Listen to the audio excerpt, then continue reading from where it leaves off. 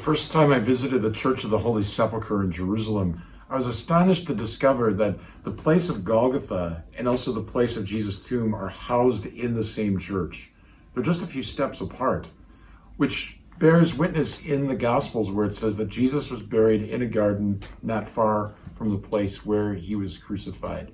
So this place of death, this place of burial, and of course for us as Christians, this place of the eruption of life. I was blessed on that trip to celebrate Mass in Jesus' tomb, which is a little church housed within the bigger church.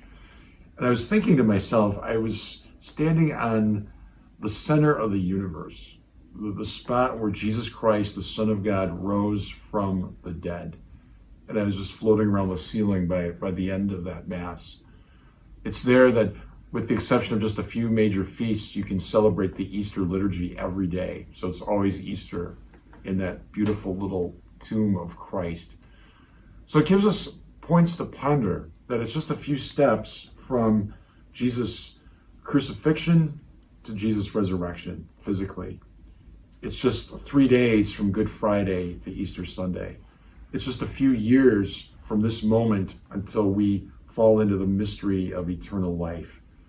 This life is so brief and short that sometimes we forget how close heaven really is, because we're caught up in perhaps our pain, our sorrow, our suffering, our stress, our anxiety. Easter invites us to step back and take the long view and to realize that if our destiny and purpose is eternal life with God, in the big scheme of things, that's just around the corner. So the real question is not what am I going to do this afternoon, what am I going to do next week, or even what I want to do in 5 years, what's my life plan. The real question is, where do I want to be in 1,000 years? Where do I want to be in 1,000,000 years? And of course, the answer is we want to be with God in the kingdom of heaven.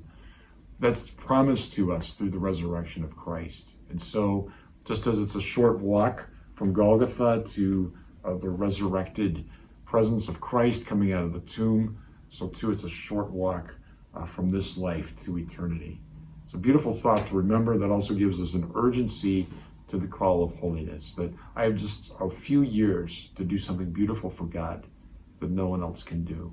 As we begin to step forth into this Easter season, may we recall the long view, what our ultimate goal is, and what God's plan and purpose for our life truly is.